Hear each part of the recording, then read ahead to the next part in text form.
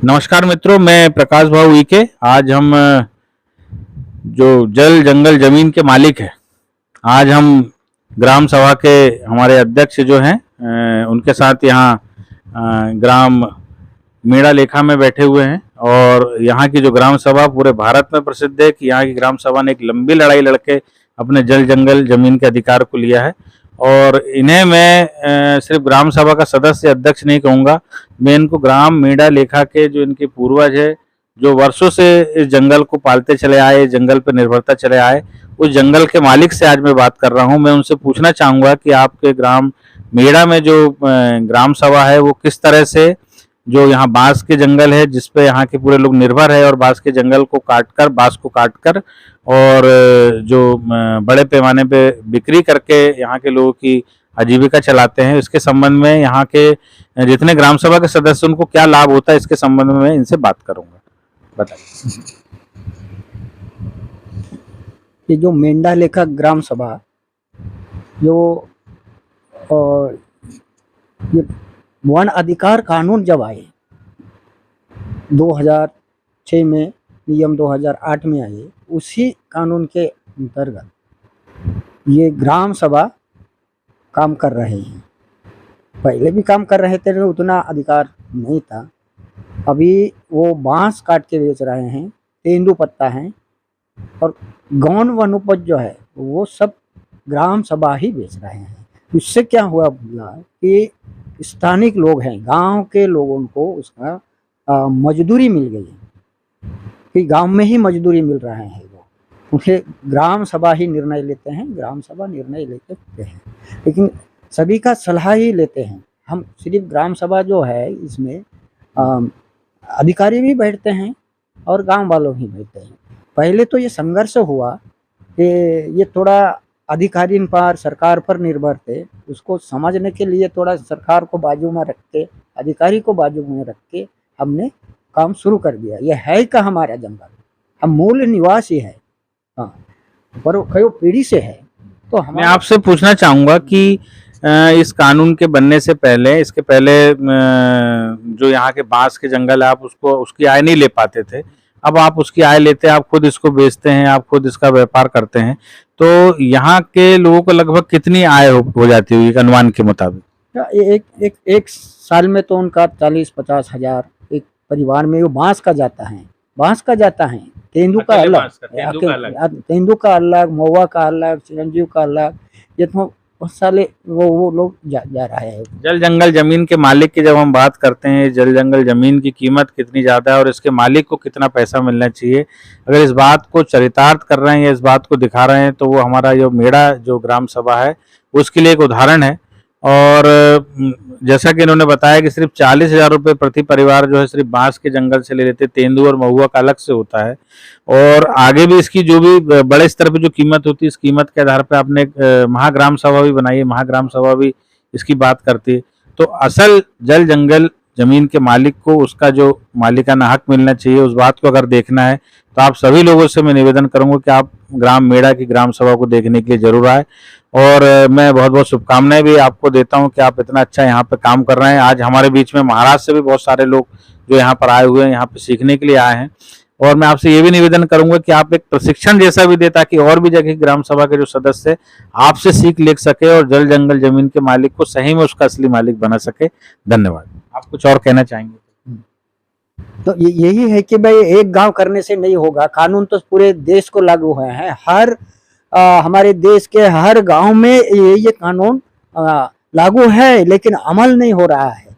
तो इसके लिए तो शासन ने कि हर तालुका में कन्वर्जन समिति, हर डिस्ट्रिक्ट में कन्वर्जन, सभी अधिकारी एक जगह बैठ के इसका शासन ने ये काम करवा के देना। आदिवासी लोग इतना नहीं जानते हैं तो इसीलिए मैं पहले कह रहा था कि आदिवासी लोग जंगल में जाके कुछ भी दवा अपने रात में जाके ला देंगे, लेकिन कागज नहीं ला सकता है। बहुत अच्छी बात कही आपने कि वो आधी रात में जंगल में जा सकता है लेकिन कागज नहीं लिख सकता। मैं इसी बात से एक बड़ा मेरी रुचि है, मेरी व्यक्तिगत रूप से जानकारी हुई कि आप अभी कहाँ तक पढ़े लिखे हैं?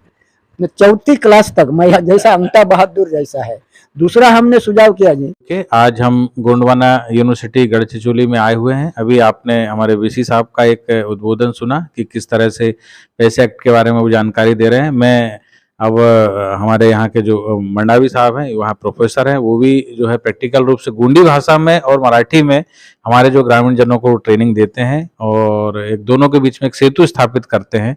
मैं मंडावी जी से ये पूछना चाहूँगा कि इस कार्यक्रम में क्या-क्या प्रैक्टिकल रूप से समस्याएँ आती है, उसके बारे में भी हमें बताने का कष्ट करें।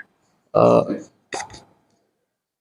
इसमें सबसे बड़ी बात तो जो समस्या आती है ग्राम सभाओं को, अभी तक तो इन जो एक्ट है, पेसा एक्ट हो गया, एफआरए हो गया, बायोडायवर्सिटी एक्ट हो गया, इनके विषय में ग्राम सभाओं को जानकारी नहीं थी और उस वजह से उनके जो अधिकार है, उन अधिकारों के विषय में उनकी जानकारी उनमें जानकारी का अभाव था। लेकिन जब से हम लोगों ने ग्राम सभाओं का ट्रेनिंग शुरू किया है और ट्रेनिंग में हम लोग 7 दिन में से 3 दिन हम लोग उनका एफआरए है, पेसा एक्ट है और बायोडायवर्सिटी एक्ट है, इन एक्ट के विषय में उनको पढ़ाते हैं और उसी तरह पढ़ाने के बाद में उनका प्रेजेंटेशन होता है और उसके बाद में उन एक्ट का ग्राम सभाओं में किस प्रकार से उनको उपयोग होगा, इसके विषय में ग्राम सभा के लोग ट्रेनिंग में ही हमें बताते हैं और उस हिसाब से उनको उन एक्ट का ट्रेनिंग होने के पश्चात गांव में जाके उनका प्रैक्टिकल भी होता है और यहाँ 7 दिन का ट्रेनिंग के पश्चात ये जो एक ग्राम सभा से 10 लोग आते हैं, वो ग्राम सभा में जाके ग्राम सभा लेके वहाँ पर गांव के ग्राम सभा के बाकी लोगों को और 7 दिन की ट्रेनिंग के विषय में वो बताते हैं। आपका बहुत बहुत धन्यवाद मंडावी जी। करने के पश्चात हमारे बहुत से जो ग्राम सभाएं हैं, उन्होंने कमर्शियल लेवल पे काम शुरू किया है। जैसे अभी आपने बताया तेंदुपत्ता और महुआ का, तो पहले की अपेक्षा अभी कितना उनको लाभ मतलब रेट मिल पा रहा है, इसमें थोड़ा सा बता दें। हाँ, जहाँ तक मेरी जानकारी है अभी तेंदुपत्ता में इस बार उनको बहुत अच्छा रेट मिला है और कई जगह मैंने जैसे आपको बताया कि कालापल्ली का एग्जाम्पल हुआ था कि ग्राम सभाओं में जब रेत निकालने के लिए कॉन्ट्रैक्टर आए तो ग्राम सभाओं ने उनको रोक दिया और ये कहा कि नहीं, ये तो हमारे मलकियत है, आप किसे ले जा सकते हो। और इवन फॉरेस्ट डिपार्टमेंट के लोगों को और गौन खनिज डिपार्टमेंट के लोगों को भी ये पता नहीं था कि ये ग्राम सभाओं के मालकी का है, ओनरशिप का है। तो फिर उन्होंने भी हमारे लोगों से संपर्क किया और पेसा एक्ट को समझ लिया और बाद में ग्राम सभाओं के अनुमति से और सहमति से ही उन्होंने गौन खनिज लेके गया। तो ये जो प्रशिक्षण का परिणाम हो रहा है, ये बहुत अच्छा परिणाम हो रहा है और आने वाले दिनों में जितने ज़्यादा जनजातीय लोग इसके बारे में सजग हो जाएंगे, जागरूक हो जाएंगे, उतने उनके ग्राम सभाओं को रेवेन्यू में बढ़ोतरी मिलते रहेगी। बहुत धन्यवाद सर आपका। Thank you. Minor forest produce PESA act और बायोडायवर्सिटी और एफआरए एक्ट की जो ट्रेनिंग है वो गढ़चिरौली जिले में गोंडवाना विश्वविद्यालय जिला प्रशासन के साथ मिलकर कर रहा है।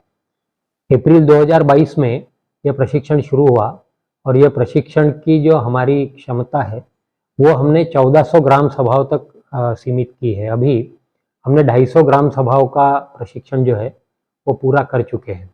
इस प्रशिक्षण में हर ग्राम सभा से 10 लोग आते हैं और उन लोगों को हम PESA act, FRA act, biodiversity act एवं माइनर फॉरेस्ट प्रोड्यूस का कलेक्शन, स्टोरेज और मार्केटिंग इसके बारे में ट्रेनिंग देते हैं।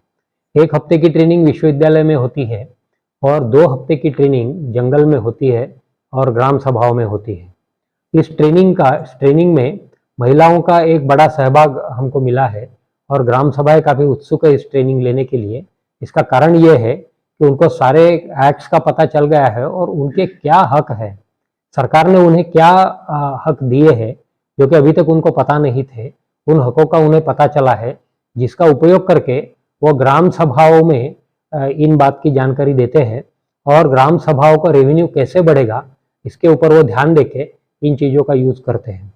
गढ़चिरौली जिले का जिला प्रशासन एवं गोंडवाना विश्वविद्यालय ने यह जो उपक्रम शुरू किया है इसमें काफ़ी सारे लोगों को जोड़ा है कि जिन लोगों को minor forest produce, PESA act, biodiversity act, FRA act की अच्छी सी जानकारी थी। इसमें डॉक्टर देवाजी तोफा है, डॉक्टर गुगुलवार है, बुरनुले जी है, लालसू नगोटी है और ऐसे कई सारे लोग जो विश्वविद्यालय के परिधि में अभी तक नहीं थे, वो सारे लोग इसी माध्यम से विश्वविद्यालय से जुड़े हैं और इन्हीं की बोर्ड ऑफ स्टडीज बनवा के इन लोगों ने इसका एक करिकुलम तैयार किया है, करिकुलम फ्रेमवर्क तैयार किया है। श्री मोहन हीराबाई हीरालाल ये भी इसमें बहुत एक्टिवली इन्वॉल्व है और इन सारे लोगों के इनपुट से ये ट्रेनिंग विश्वविद्यालय देते रहता है। अभी तक 700 से 800 लोगों का ट्रेनिंग हो चुका है और ग्राम सभा में इसके बारे में काफ़ी उत्सुकता है और हर्षोल्लास है, और काफ़ी हर्षोल्लास के साथ सभी ग्राम सभाएं इस प्रशिक्षण में सम्मिलित होती है। धन्यवाद। प्रकाश भवी के आज हम ग्राम सभा मेड़ा में यहाँ पर बैठे हुए हैं और इस ग्राम सभा मेड़ा को चलाने वाले हमारे देव जी भी यहाँ पर बैठे हुए हैं और उनके साथ हमारे धारणी से जो है वीडियो साहब पाटिल जी भी यहाँ पे आए हुए हैं और वो अपने साथ पूरे सदस्यों को लेके आए यहाँ पे प्रशिक्षण प्राप्त करने के लिए। हम उनसे बात करना चाहेंगे कि यहाँ प्रशिक्षण लेके आपको कैसा लगा।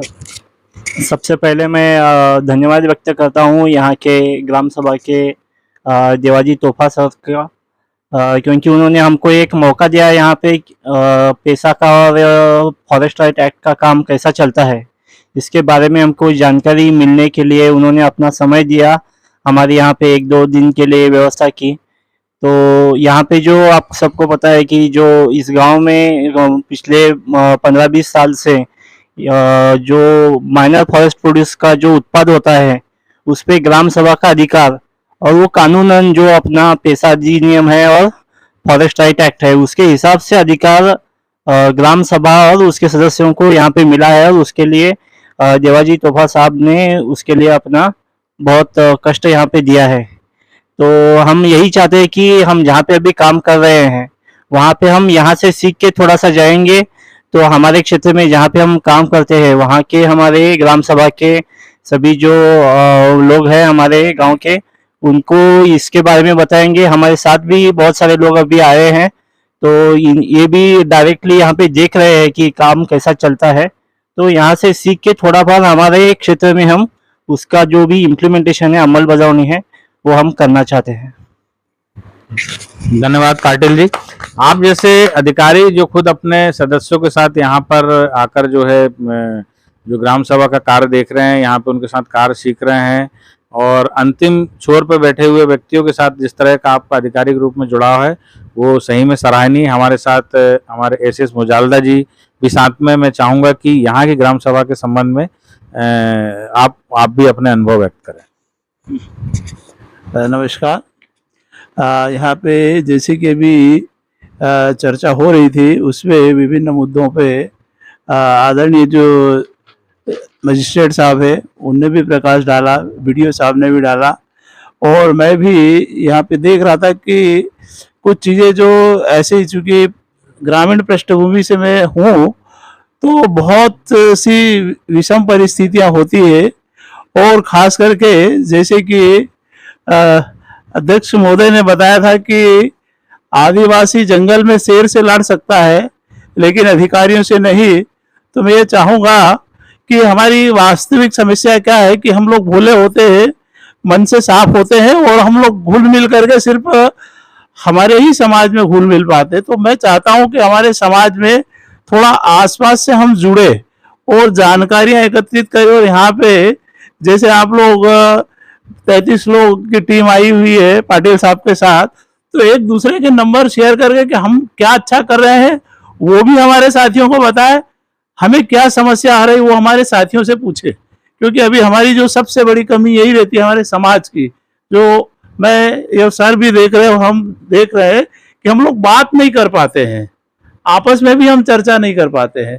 यदि हम एक दूसरे को हमारी समस्या भी बताएंगे उसका भी निराकरण होगा, अच्छा काम हमने किया है वो बताएंगे तो हमको पूरा का पूरा फायदा होगा।